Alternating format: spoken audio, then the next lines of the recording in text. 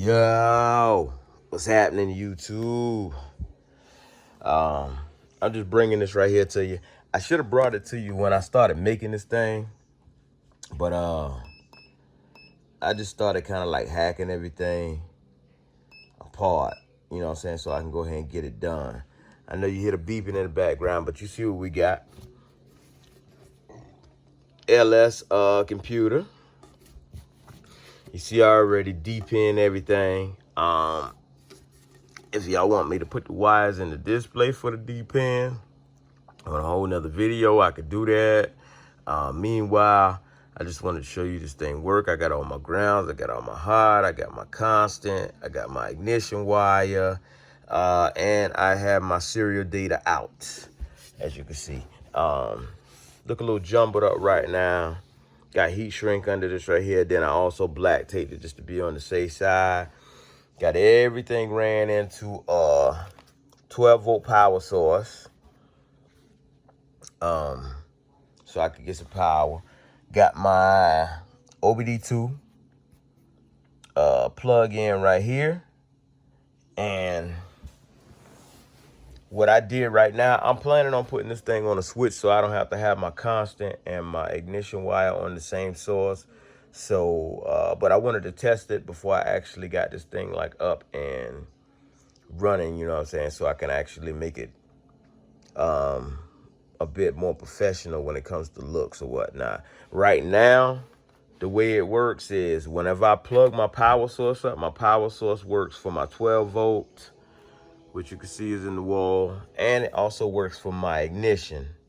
So the computer is being powered and the ignition is being turned on at the same time, which I really don't want it like that. I want it to be where when I turn a constant 12 volt to be there, and then I want to put a switch on my ignition, just to be on the cautious side of things whenever I'm programming the computers to make sure you don't run into that problem of actually frying a computer or whatnot. But as you can see, I already got it hooked up to the scanner.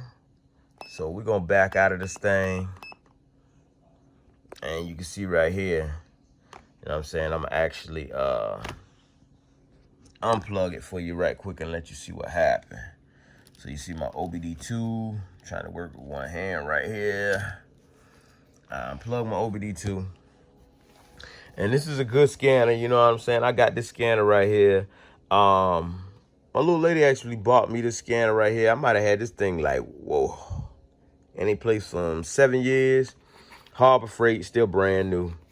You know what I'm saying? I think I paid, or she paid, I think it was like $187 at the time, but I'm pretty sure you can get them a whole lot cheaper now. So when I press the power button on this thing, as you can see, my internal batteries are gone. So yes, I do need to go and switch my internal batteries for the actual OBD2 out. The good thing about this scanner right here is I can actually, when I'm doing live data, I can hook it up to the computer and I can actually print out what's going on with the vehicle. So that's another whole thing that I'll get into later on, because you know this cable right here is pretty much the same cable that runs into your computer. So I could actually hook up and just kind of upload everything from there. Now, what I'm gonna do is see if I can back this thing up a little bit so you can see what's going on. I don't officially have these wires right here taped together like I want to, like I said, because I want to put a constant power in, which I have already just ran all the way in, ground all the way in, OBD2 all the way in, and then one of these red wires are my ignition wires that's both ran into power right now, but I have the ignition wire on an actual switch, so I can flip my switch whenever I want to cut or make it seem like the car is cutting on. So I'm gonna show you this right here. Excuse my socks, you know what I'm saying? I like working on the floor a whole lot. So what I'm gonna do is I'm gonna take this right here. I'm going to work one-handed and plug up my OBD2 port. And as you can see, as soon as I do that, my scanner jumps on. So let's hit enter. right here.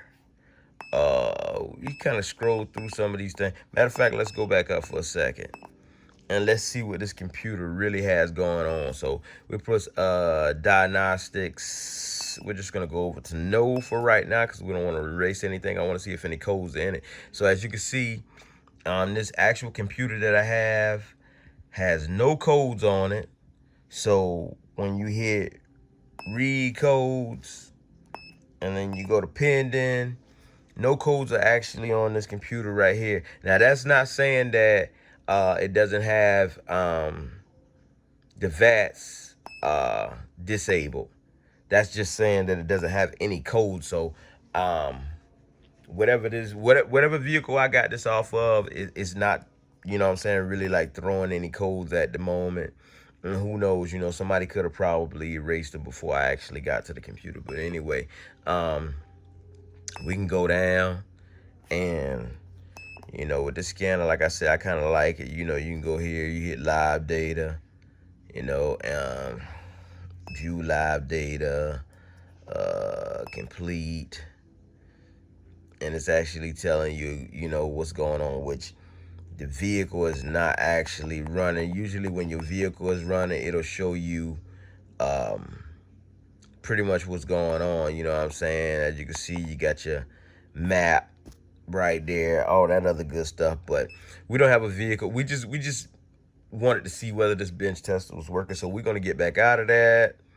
You see the record data right there, playback data right there. So when we start plugging this thing up to the computer, we can get a little bit more in depth on that. What I'm gonna do is, I tell you what, let's go to vehicle info, which you can see right here. So what we're gonna do is we're gonna hit enter on that. It says turn key on, boom. Like I told you, my power is already hooked up. The scanner already knows that. It'll take that little, what, I don't know, maybe 2-3 seconds, so which it just did. You can see right here, vehicle ID number. So this right here is gonna tell you whether or not this thing actually does get into the computer. So boom, as soon as I hit enter, it pulls up the VIN number. And this is a good thing because what happens is you can actually run this VIN and you can tell what make, model, year, and everything that this vehicle or this computer actually came out of, which is great. So you actually know what you got, because a lot of people buy these motors from other people, and then they get the computer set up and they don't actually know what it comes out of. So make sure if you're getting your motor and you actually buying the computer with it, you really kind of want the computer that actually goes with the motor that you're buying, so you can know what you're getting into when it comes to setting up your wiring and everything. There's some other stuff that you got to go in there and change, like fan speed and all of that. That's a whole nother video. Calibration ID. You know what I'm saying? I'm just pushing buttons right now. I don't really get into all of this calibration ID stuff. I'm just showing you that you can actually access this stuff through the scanner. So again, you know what I'm saying? Cal verification numbers. So, you know, there you have it on that. Let's see what else we can find for you in this thing. Okay, so, you know, I'm just kind of going through some stuff so we back at the beginning. Let's go to unit of measurement. That's just setting on that there. Component test, we don't even have anything on there. Component test, it says evap leak. So I don't know whether they had an evap leak